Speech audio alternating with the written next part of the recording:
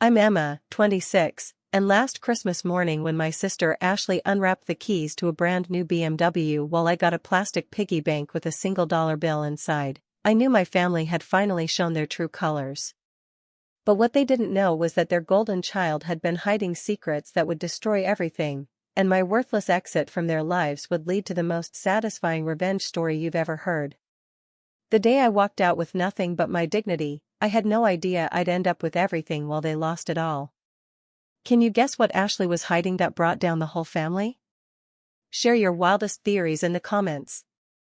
If you're here for stories where the underdog gets the ultimate revenge, smash that like button and subscribe because this Christmas karma story will blow your mind. Trust me, you need to stick around for the ending, it's absolutely perfect. Growing up in the Morrison family meant understanding your place in the hierarchy from day one. Ashley, my younger sister by 2 years, was the golden child who could do no wrong. I was the disappointment who could never do enough right. This wasn't subtle favoritism, it was blatant, shameless preference that everyone in our extended family noticed but no one dared to comment on. Ashley got horseback riding lessons while I got told we couldn't afford extracurriculars. She got a sweet 16 party with 200 guests while I got a dinner at Applebee's with just our immediate family. When it came time for college, Ashley received a full ride to her dream school paid for by our parents, while I was told I needed to learn responsibility and take out student loans if I wanted higher education. The differences weren't just financial, they were emotional too. Ashley's achievements were celebrated with family dinners and Facebook posts that reached all our relatives. My accomplishments were met with lukewarm congratulations and immediate pivots to whatever Ashley was doing. When I graduated summa cum laude from State University despite working 2 jobs to pay my way through, the family celebration lasted exactly as long as it took to eat dessert. When Ashley got a C+ on a particularly difficult exam, our parents took her out for a weekend spa trip to reward her hard work. Our parents, David and Margaret Morrison, owned a successful real estate development company that had made them quite wealthy over the years. They lived in a mansion in the most exclusive neighborhood in town, drove luxury cars, and took international vacations multiple times per year. Money was never actually tight, it was just allocated very differently depending on which daughter needed it. The excuses were always creative. Ashley needed the better opportunities because she was more social and would benefit from the networking. Ashley deserved the financial support because she was still figuring herself out while I was naturally independent.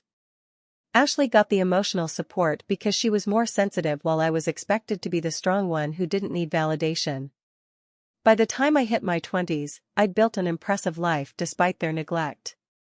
I worked in digital marketing for a tech startup, lived in my own apartment that I'd furnished myself, and had a solid group of friends who actually appreciated my accomplishments.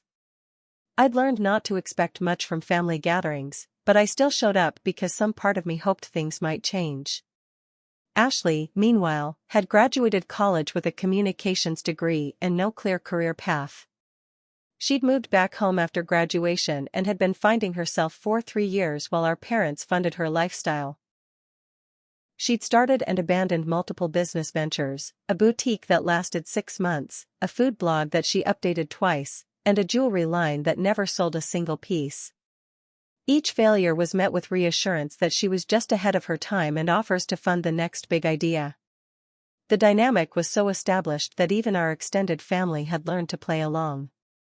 Aunts and uncles would ask Ashley about her latest projects with genuine interest while asking me generic questions about work that they clearly didn't want detailed answers to.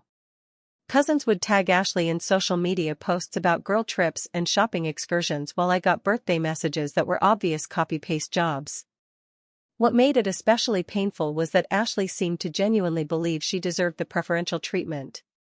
She'd complain about how hard it was to figure out her career path while our parents nodded sympathetically.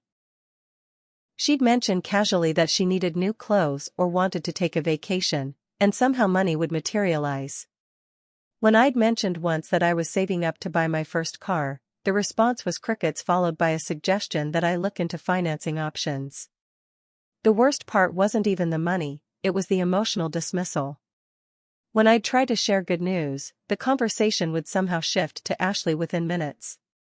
When I'd mention struggles or challenges, I'd get advice about taking personal responsibility while Ashley's problems were met with immediate offers of help and support. I'd learned to manage my expectations and find validation elsewhere, but family holidays were always particularly brutal because the disparities became so obvious. Christmas was the worst because gift-giving made the favoritism impossible to ignore. Ashley would receive thoughtful, expensive presents that showed our parents had been paying attention to her interests and desires. I'd get generic gifts that felt like afterthoughts, candles, gift cards to stores I didn't shop at, books by authors I'd never mentioned liking. But this past Christmas was going to be different. Not because I expected better treatment, but because I'd finally reached the point where I was ready to stop participating in a dynamic that consistently diminished me. I was financially stable, emotionally healthy, and tired of pretending that their behavior was normal or acceptable. I had no idea that my decision to finally stand up for myself would set off a chain of events that would expose secrets, destroy relationships, and deliver justice in ways I never could have imagined. Christmas morning 2023 started exactly like every other Morrison family Christmas for the past 26 years. Ashley and I were expected to arrive at the family mansion by 9 a.m. sharp for breakfast, followed by present opening in the formal living room while our mother documented everything for her social media accounts. The tree was magnificent as always, 12 feet tall, professionally decorated, surrounded by carefully arranged gift boxes that looked like something out of a magazine. I'd driven over in my reliable but aging Honda Civic, the same car I'd been driving for 6 years because I couldn't afford to replace it while paying off student loans and building my savings. Ashley was already there when I arrived, lounging in silk pajamas that probably cost more than my monthly grocery budget, sipping coffee from a mug I'd given our mother 3 Christmases ago that had somehow become Ashley's regular cup. "Emma." Finally. Ashley chirped with the fake enthusiasm she'd perfected over the years. "We've been waiting for you to start opening presents." Our parents were buzzing with excitement in a way that felt different from previous years. They kept exchanging meaningful glances and barely suppressed smiles, like they were planning some kind of surprise. I assumed they'd gotten Ashley something particularly extravagant and were excited to see her reaction. The present opening followed the usual routine. Ashley went first, as always, receiving gift after gift with increasingly dramatic expressions of gratitude. Designer handbags, expensive jewelry, a spa weekend package, professional photography equipment for her latest abandoned hobby, and clothes that cost more than I made in a month. Each gift was met with squeals of delight and tearful thank yous while our parents beamed with pride. Then came the moment that changed everything forever. "Ashley, sweetheart, we have one more surprise for you," our father announced, pulling out an envelope with a dramatic flourish. "This one's really special." Ashley opened the envelope with shaking hands, and when she saw what was inside, she literally screamed. Car keys. Not just any car keys, BMW keys with a little note that said "Check the driveway, princess." We all rushed to the front windows, and there it was, a brand new white BMW X3, complete with a giant red bow on the hood. Ashley was crying, our parents were crying, and I was standing there trying to process the fact that they'd just given my unemployed 24-year-old sister a $45,000 car while I'd been saving for 2 years to replace my dying transmission. "Oh my God, oh my God, oh my God." Ashley was hyperventilating with joy. "I can't believe you did this. It's perfect. I love it so much." Our parents were practically glowing with satisfaction. "You've been working so hard to figure out your path," our mother said, stroking Ashley's hair. "We wanted to give you something that would help you feel confident and independent." Working so hard. My sister, who hadn't held a job in 3 years and spent most days shopping or getting her nails done, was being rewarded for working so hard with a luxury vehicle that cost more than I'd made in the past year combined. "Emma," our father finally acknowledged my presence. "Your gifts are over there by the tree." I walked back to the living room feeling numb, and what I found there was almost insulting enough to be funny.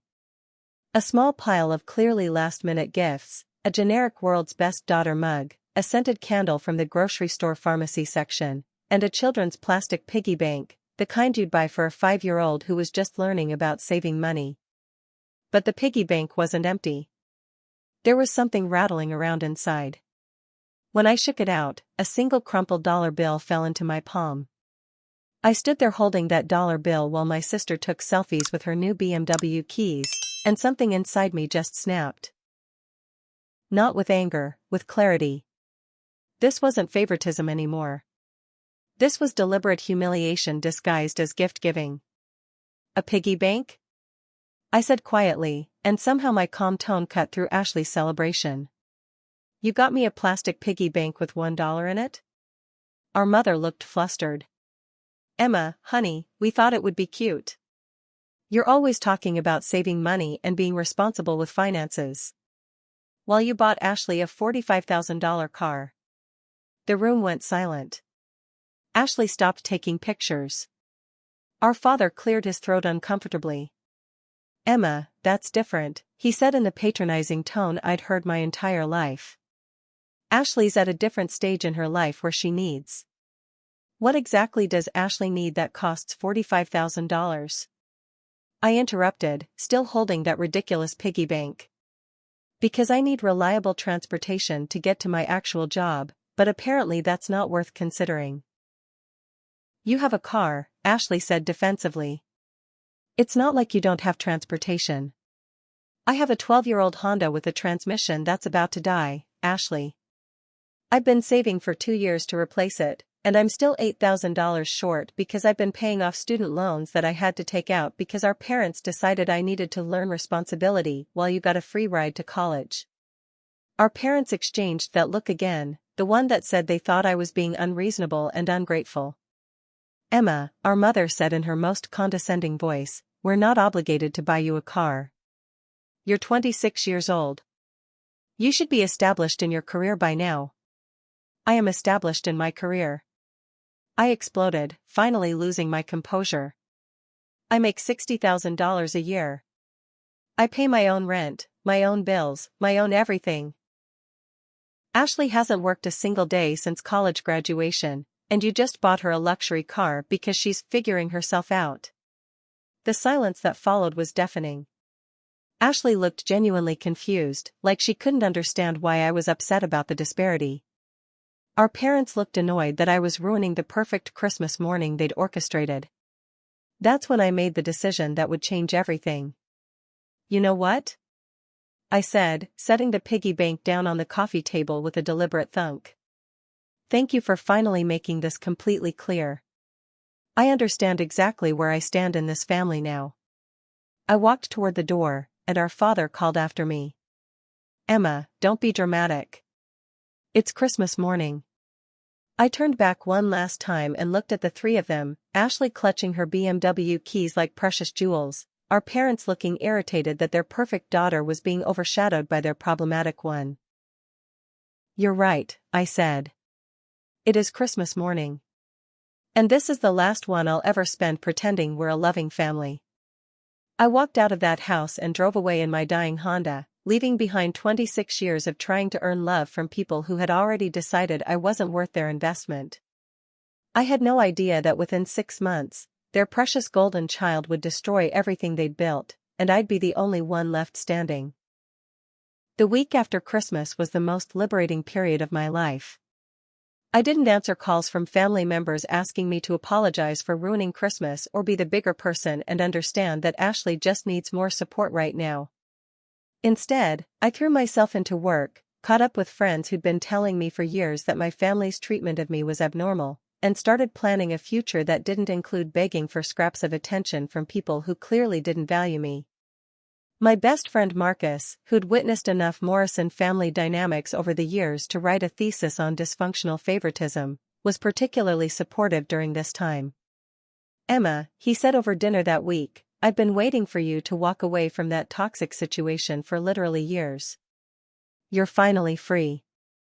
He was right. For the first time in my adult life, I wasn't scheduling my plans around family obligations or saving money for gifts for people who bought me dollar store presents in return. I wasn't mentally preparing for conversations where my achievements would be minimized or my struggles would be dismissed. I wasn't wondering what I'd done wrong or how I could try harder to earn their approval. Instead, I was sleeping better, eating better, and feeling genuinely excited about my life for the first time in years. Work was going particularly well. Our startup had just landed a major client, and my boss had hinted at a promotion that would come with a significant salary increase.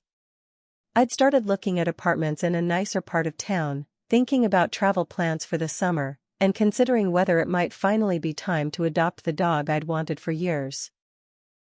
But the real revelation came 3 weeks after my Christmas exodus, when I ran into Ashley's college roommate Jennifer at a coffee shop downtown. Jennifer and I had always gotten along well during their school years, and she'd been one of the few people who'd ever seemed to notice the family dynamic issues when she'd visited our house for holidays.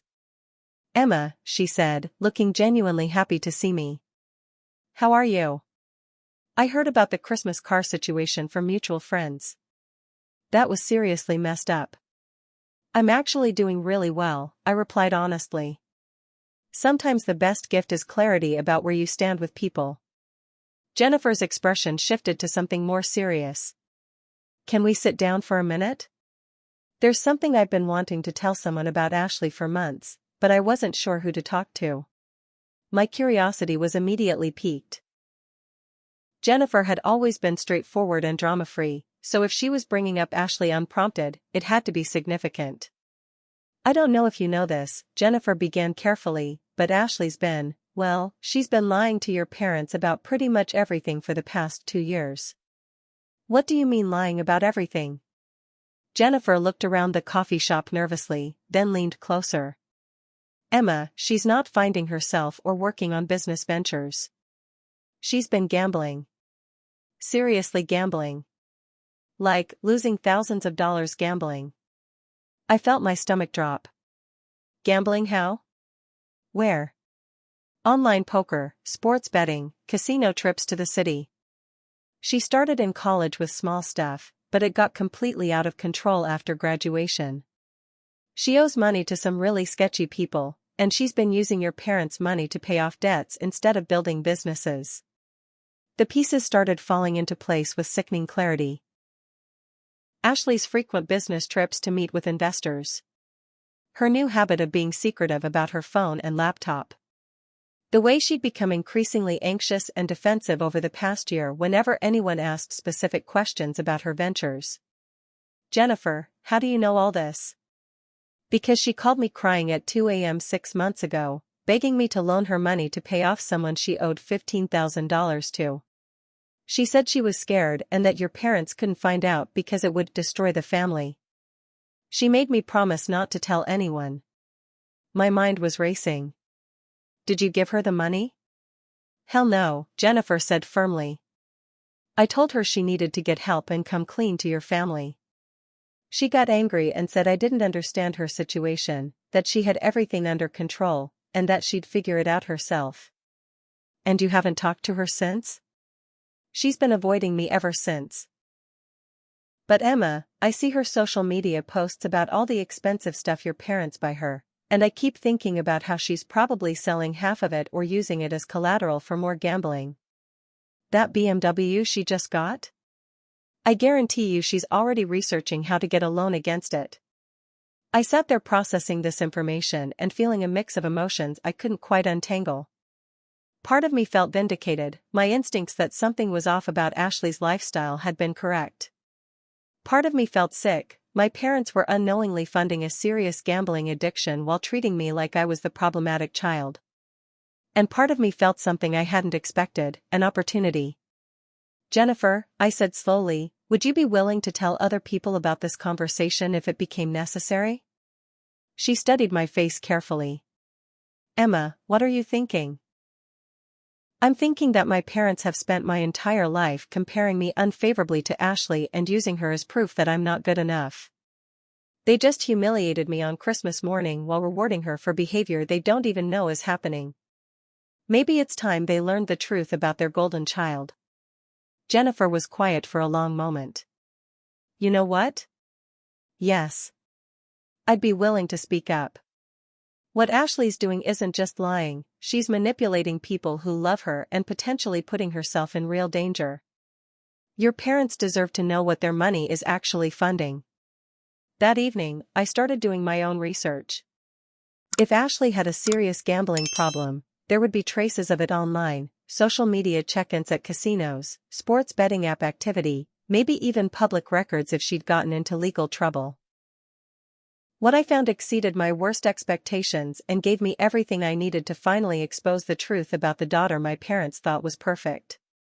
The deeper I dug into Ashley's secret life, the more horrified I became, not just at the extent of her gambling addiction, but at the elaborate web of lies she'd constructed to hide it from our parents.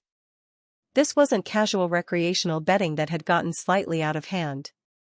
This was a full-blown addiction that had consumed her life and turned her into a master manipulator who was systematically defrauding our family. Starting with social media, I created a fake Instagram account and began following Ashley's location tags and friends' posts.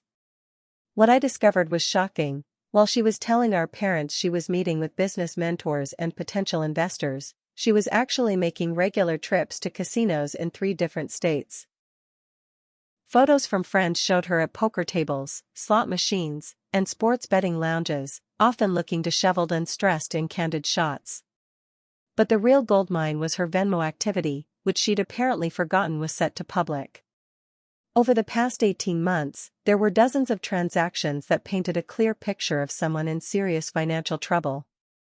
Payments to people with usernames like LuckyLender22 and QuickCash_Tony for amounts ranging from $500 to $3,000, always with vague descriptions like dinner or shopping that clearly weren't legitimate. Even more damning were the timestamps on these transactions. Many of them were sent at 2 a.m., 3 a.m., sometimes as late as 4 a.m., the desperate hours when someone who'd lost everything was scrambling to pay off debts before threats became actions. The pattern was unmistakable. Ashley would receive money from our parents, sometimes within hours it would be transferred to these suspicious accounts, and then a few days later she'd be asking our parents for more money for some new business opportunity. I also discovered that Jennifer's information was just the tip of the iceberg. Ashley owed money to at least 6 different people, and the amounts were staggering. Through some careful social media detective work, I found posts from people she owed money to who were getting increasingly frustrated with her excuses and delays. One person had even posted publicly about fake friends who borrow money and then disappear when it's time to pay back. The most devastating discovery came when I found evidence that Ashley had been forging documents to show our parents. She'd created fake invoices for business expenses, phony contracts with supposed clients, and even fabricated bank statements to make it look like her various ventures were generating income. The level of premeditation and deception was breathtaking. But what really solidified my determination to expose everything was discovering that Ashley had recently applied for a title loan against the BMW our parents had just given her. The paperwork was publicly accessible through the lender's website, and it showed that she was trying to borrow $25,000 against a car she'd received less than a month ago. The loan application listed her employment as entrepreneur and her monthly income as $8,000, both complete lies. Armed with screenshots, transaction records, and documented evidence of fraud, I realized I had everything I needed to completely destroy Ashley's facade. But I wanted to be strategic about how I revealed this information. Simply confronting our parents with a pile of evidence would allow them to minimize it or find ways to excuse Ashley's behavior. I needed to create a situation where the truth would be undeniable and the consequences would be permanent. That's when I came up with a plan that would give me the ultimate revenge while also potentially saving Ashley from herself, even though she didn't deserve my consideration. I decided to plan an intervention, not the kind designed to help Ashley recover, but the kind designed to expose her completely in front of everyone who mattered. I would invite our parents, our extended family members who'd always favored Ashley, and a few family friends who'd witnessed years of the golden child treatment. I'd present everything as a concerned sister who'd discovered her sibling was in trouble and needed help. But here's where the plan got deliciously ironic. I'd framed the intervention as being necessary because I was worried about Ashley and wanted the family to come together to support her. Our parents, who'd spent years telling me I should be more caring and supportive of my sister, would have no choice but to participate. They'd walk into that room expecting to help their precious daughter, and instead they'd discover that their golden child had been systematically lying to and stealing from them for years. The beauty of the plan was that I wouldn't have to attack Ashley directly or make myself look vindictive. I'd simply present the evidence as a loving sister who'd stumbled upon troubling information and felt the family needed to know. If our parents tried to minimize the evidence or make excuses for Ashley's behavior, they'd be doing it in front of extended family members who'd finally see the favoritism for what it really was. I spent 2 weeks preparing for the intervention, gathering additional evidence and planning exactly how to present each piece of information for maximum impact. I practiced my speech in the mirror, refining my tone to be concerned rather than accusatory, helpful rather than hostile. I wanted to come across as the responsible daughter who was stepping up to protect the family, even after they'd treated me terribly. The final touch was deciding when and where to hold this intervention. I chose our parents' house on a Sunday afternoon when I knew Ashley would be there for her weekly free dinner. I told our parents I needed to discuss something important about Ashley with the whole family present, and I framed it as being urgent enough to require immediate attention. They were so pleased that I was finally showing concern for my sister that they readily agreed to invite the extended family members I requested. They had no idea they were about to witness the complete destruction of everything they thought they knew about their perfect daughter, or that their least favorite child was about to deliver the most satisfying case of poetic justice in family history. Sunday, February 18, 2024, will forever be remembered as the day the Morrison family's house of cards came crashing down. I arrived at my parents' house at exactly 2 p.m., carrying a folder full of evidence and a laptop loaded with screenshots that would permanently destroy Ashley's reputation and our parents' delusions about their golden child. The whole family had gathered as requested: our parents, Ashley, Uncle Mike and Aunt Sarah, Cousin Jessica who'd always been Ashley's partner in spoiled behavior, and family friends the Hendersons who'd witnessed years of the favoritism dynamics. Everyone was buzzing with curiosity about what could be so urgent that I'd called an emergency family meeting. "Emma," our mother said warmly, "we're so glad you reached out about this. It shows real maturity that you're concerned about Ashley's well-being." Ashley herself looked nervous but not suspicious. She probably assumed I'd discovered some minor issue that she could explain away with her usual charm and manipulation tactics. She had no idea I'd uncovered her entire secret life and documented every lie she'd told over the past 2 years. I started by addressing the room with genuine concern in my voice. "Thank you all for coming today. I know this is unusual, but I've discovered some information about Ashley that I think the family needs to be aware of. As her older sister, I felt it was important to bring this to everyone's attention so we can figure out how to help her." Our father nodded approvingly. "That's very responsible of you, Emma. What kind of information are we talking about?" I opened my laptop and pulled up the first screen of evidence: Ashley's public Venmo transactions showing late-night payments to suspicious accounts. Over the past few weeks, I've become aware that Ashley has been struggling with some serious issues that she hasn't shared with the family. I think we need to talk about her gambling addiction and the extent to which she's been deceiving all of us about her activities and finances. The room went dead silent. Ashley's face turned white, then red, then white again.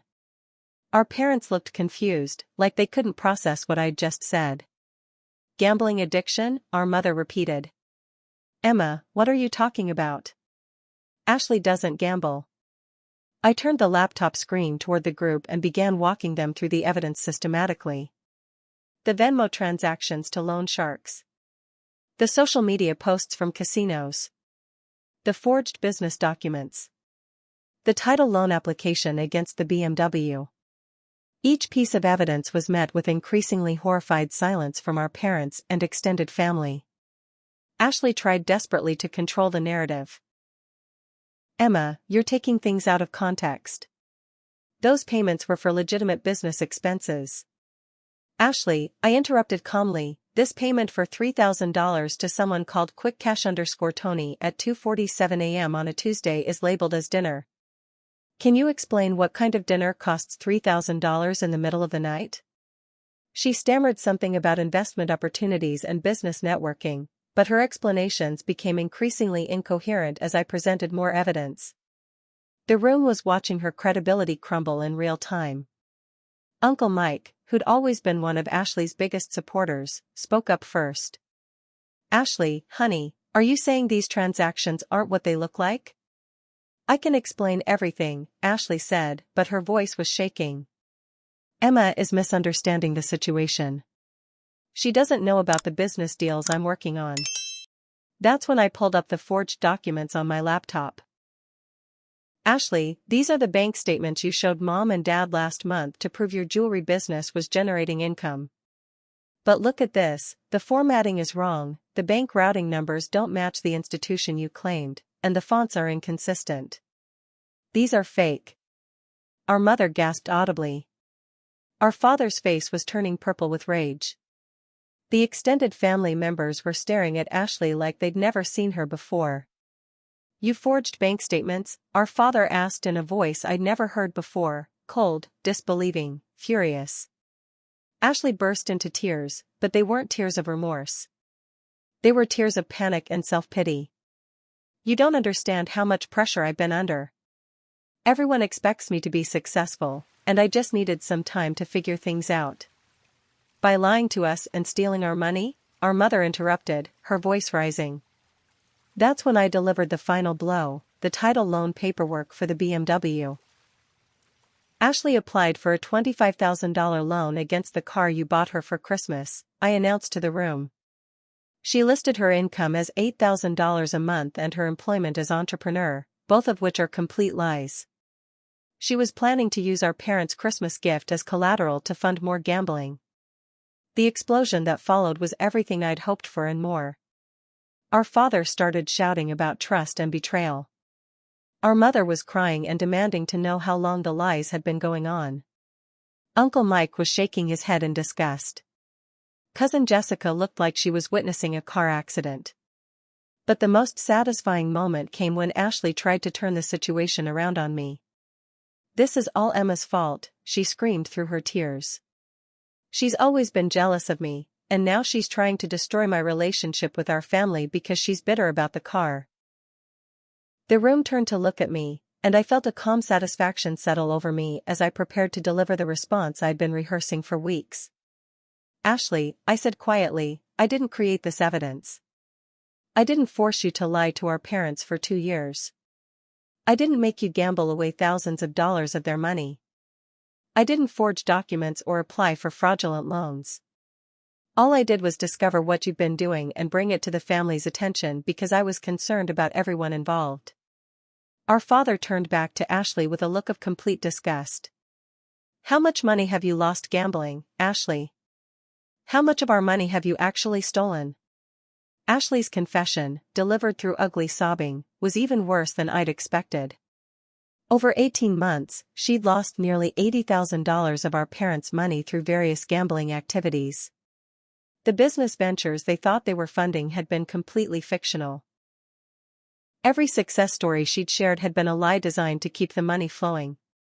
As the family meeting devolved into chaos, with Ashley admitting to increasingly horrific deceptions and our parents realizing the full extent of how they'd been manipulated, I felt something I'd never experienced before: complete vindication. Every person in that room who'd ever made me feel like I wasn't good enough, who'd celebrated Ashley's fake achievements while dismissing my real ones, who'd participated in the favoritism that had defined my entire life, was now seeing the truth about their golden child. And the beautiful irony was that I'd exposed it all by acting like the caring, responsible daughter they'd always told me I should be. The week following the intervention was like watching a controlled demolition in slow motion. Every day brought new revelations about the extent of Ashley's deception and new consequences that rippled through our family's social and business circles. What had started as my personal quest for justice quickly became a complete dismantling of the Morrison family's reputation and financial stability. The first domino to fall was our parents' business. Within 48 hours of the family meeting, word had spread through their professional network that they'd been systematically defrauded by their own daughter for years. In a business built on trust and financial competence, the optics were devastating. How could clients trust real estate developers who couldn't even detect fraud happening in their own home? 3 major clients canceled contracts within the first week, citing concerns about judgment and oversight capabilities.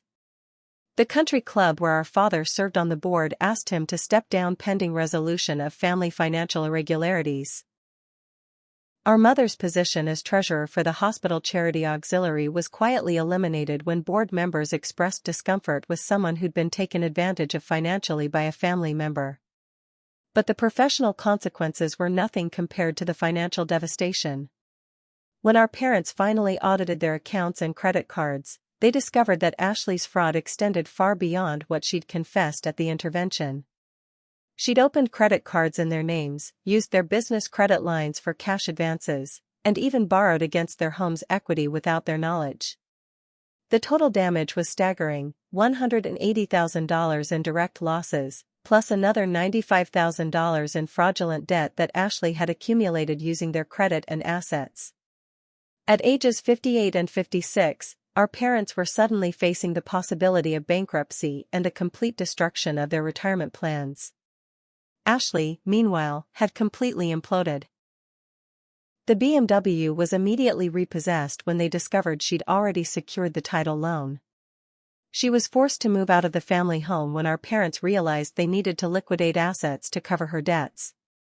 With no job skills, no legitimate work history, and a gambling addiction that had consumed her entire adult life, she ended up moving in with a friend whose couch she'd been sleeping on for 3 weeks. But here's where the story gets really satisfying: the gambling debts didn't disappear just because Ashley's fraud had been exposed. The loan sharks and illegal bookmakers she owed money to didn't care about family interventions or addiction recovery. They wanted their money, and when Ashley couldn't pay, they started pursuing our parents as the people who'd been unknowingly funding her gambling through fraud. Our father received a visit at his office from 2 men who wanted to discuss Ashley's outstanding obligations. Our mother got phone calls at home from people demanding payment for Ashley's debts. The family was forced to involve law enforcement, which meant Ashley's gambling addiction became a matter of public record when criminal charges were filed for fraud and identity theft. The social consequences were equally brutal. Extended family members who'd spent years fawning over Ashley and dismissing me were now awkwardly trying to pretend they'd always had concerns about her behavior. Cousin Jessica, who'd been Ashley's partner in entitled behavior for years, suddenly discovered she had no interest in maintaining their friendship once Ashley couldn't fund shopping trips and expensive dinners. Family friends stopped inviting our parents to social events, either out of embarrassment about the scandal or simple discomfort with being around people whose lives had imploded so spectacularly. The Morrison family, who'd been pillars of Millbrook society for 20 years, became the cautionary tale that other families whispered about at dinner parties. The most devastating blow came when our parents were forced to sell the family mansion. The house I'd grown up in, the symbol of their success and status, went on the market with a must-sell sign that everyone in town could see. They downsized to a modest ranch house in a middle-class neighborhood, the kind of place they'd previously looked down on as beneath their standards. Ashley's attempts to reconcile with the family were pathetic and transparent. She enrolled in a gambling addiction program, which our parents paid for, naturally, and kept calling family members to apologize and ask for one more chance. But her apologies were always followed by requests for money, places to stay, or help dealing with the consequences of her actions. Uncle Mike summed up the family's new attitude toward Ashley perfectly. "She's not sorry she lied and stole from us. She's sorry she got caught and her free ride is over." The legal proceedings dragged on for months, with Ashley facing multiple charges for fraud, identity theft, and forgery. She eventually pled guilty to avoid jail time, but the restitution requirements meant she'd be paying back money she didn't have for years to come. Her credit was destroyed, her reputation was in ruins, and her gambling addiction had cost her literally everything. Meanwhile, I was thriving in ways I'd never imagined possible. The promotion at work had come through with a $20,000 salary increase. I'd moved into a beautiful apartment in the best part of town. I'd bought myself a reliable used car, not a luxury vehicle, but something dependable that I'd earned through my own hard work. Most importantly, I'd finally found the family I deserved. My coworkers had become genuine friends who celebrated my achievements and supported me through challenges. My old college friends, who'd watched me struggle with family dynamics for years, were amazed at how much happier and more confident I'd become since cutting ties with the Morrisons. The vindication was complete when several extended family members reached out to apologize for their years of favoritism and acknowledge that I'd been treated unfairly. Aunt Sarah actually called me crying to say she was ashamed of how we all enabled Ashley's behavior and ignored how accomplished and responsible you were. But the sweetest moment came 6 months after the intervention, when I ran into our former neighbor Mrs. Peterson at the grocery store. She'd been one of many people who'd always gushed about perfect Ashley while treating me like an afterthought. "Emma," she said uncomfortably, "I heard about everything that happened with your family. I just wanted to say that you've really handled this situation with remarkable grace." "Thank you, Mrs. Peterson," I replied with genuine warmth. "It's been a difficult time for everyone involved. I have to admit," she continued, looking embarrassed, "a lot of us in the neighborhood always thought you were the more impressive daughter, but we felt like we had to go along with your parents' obvious preference for Ashley. We should have spoken up about how unfairly you were being treated." The admission felt like the final puzzle piece clicking into place. Even outsiders had recognized the favoritism and dysfunction, but everyone had been too polite or too intimidated to say anything. My decision to expose Ashley's lies hadn't just vindicated me within the family, it had given permission for others to finally acknowledge what they'd always seen but never mentioned. As I drove home that day, I reflected on how completely my life had transformed. A year earlier, I'd been begging for scraps of approval from people who'd decided I wasn't worth their investment. Now I was financially stable, professionally successful, emotionally healthy, and surrounded by people who genuinely valued me. The family who'd given me $1 in a piggy bank while buying my sister a luxury car had lost everything. Their golden child had destroyed their finances, their reputation, and their future security. Their disappointment daughter had built a life they could never afford anymore and found happiness they'd never experienced. Sometimes the best revenge really is living well, but sometimes it's also making sure the truth comes to light in the most devastating way possible. As I sit here writing this story a full year after walking out of that Christmas morning disaster, my life looks completely different from what anyone in my family could have predicted. The scared, insecure woman who spent decades trying to earn love from people who'd already decided she wasn't worthy has been replaced by someone who knows her value and refuses to accept anything less than genuine respect. The promotion I'd been hoping for turned into something even better, a management position with equity in the company that set me up for long-term financial security.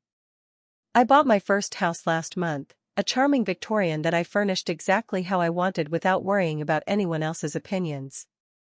I adopted a rescue dog named Charlie who greets me every day like I'm the most important person in the world, something my biological family never managed to do in 26 years.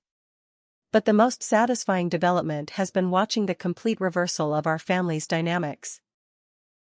Ashley, now 25, is working at a retail job making $12 an hour while living in a studio apartment and attending court-mandated financial responsibility classes. She's blocked from all social media platforms where she might be tempted to gamble, drives a 15-year-old Toyota that barely runs, and has to check in with a probation officer twice a month. Our parents, meanwhile, have aged about 10 years in the past 12 months. The stress of rebuilding their finances, dealing with the legal consequences of Ashley's fraud, and facing the social embarrassment of their situation has taken a visible toll. They work longer hours than they have in decades, live in a house 1/4 the size of their former mansion, and shop at discount stores they once considered beneath them. The irony isn't lost on me that they're now living the kind of financially constrained lifestyle they always told me would build character, while I'm enjoying the kind of security and comfort they insisted I didn't deserve. The attempts at reconciliation started about 6 months ago, when our mother called crying to say she missed having me in their lives and wanted to work things out as a family. The conversation was illuminating because it revealed that even after everything that had happened, they still didn't understand why I'd walked away. "Emma," she said through tears, "we know Ashley made some mistakes, but you're still our daughter too. Can't we put this behind us and move forward?" "Some mistakes?" I repeated. Mom, Ashley committed fraud against you for 2 years and destroyed your financial future. That's not a mistake, that's systematic deception and theft. But she's getting help now, and we're working through it as a family. We want you to be part of that process. This was the moment I'd been preparing for, the conversation where I'd finally get to say everything I'd held back for decades. Here's the thing, Mom. For 26 years, you and Dad made it clear that Ashley was the daughter worth investing in while I was just the reliable one who didn't need support. You bought her a $45,000 car while giving me a plastic piggy bank with $1 in it. You funded her fake business ventures while telling me I needed to learn responsibility by paying for my own education. You celebrated her non-existent achievements while dismissing my real ones. Emma, we were trying to help Ashley because she needed more guidance. No, I interrupted. You were enabling her because you preferred her. And now that your golden child has destroyed everything you worked for, you want the daughter you never valued to come back and help clean up the mess. That's not how relationships work. The silence that followed told me everything I needed to know. They hadn't called because they missed me or because they'd realized how poorly they'd treated me. They'd called because their preferred child had abandoned them when the money ran out, and they needed someone responsible to help them rebuild. I declined their invitation to work things out and told them I was happy with my life as it was. The relief in my voice must have been obvious because our mother started crying harder. We made mistakes, Emma. Can't you forgive us? I can forgive you, I replied honestly. But I don't have to forget, and I don't have to pretend we're a loving family when we never were. You made your choices for 26 years. Now I get to make mine. That conversation was the final closure I needed. They weren't sorry for how they'd treated me, they were sorry that their favoritism had backfired and left them without support when they needed it most. The best part of this whole experience has been discovering what real family actually feels like. My chosen family of friends, colleagues, and mentors celebrates my successes genuinely, supports me through challenges without judgment, and treats me like someone worth investing in. The contrast with my biological family couldn't be more stark. I've also become something of a mentor for other people dealing with family favoritism and emotional neglect. Through social media and support groups, I've connected with dozens of people who grew up feeling like the disappointment child while watching siblings get unconditional love and support. Sharing my story and helping others recognize that the problem isn't with them has become incredibly fulfilling. The ultimate lesson of this experience is that sometimes the people who claim to love you are actually the ones holding you back from becoming who you're meant to be. When I stopped trying to earn approval from people who'd already decided I wasn't worth their investment, I finally had the energy to build relationships with people who saw my value immediately. So here's my question for all of you: have you ever been the scapegoat or forgotten child in your family while watching a sibling get preferential treatment? How did you handle discovering that your family's golden child wasn't actually as perfect as everyone thought? Do you think I was right to cut ties completely, or should I have tried harder to maintain family relationships? I love reading your stories in the comments, and I respond to as many as I can because I know how isolating it feels to be the difficult child in a dysfunctional family. If this story resonated with you, please hit that like button and subscribe for more real-life drama where justice gets served and karma comes full circle.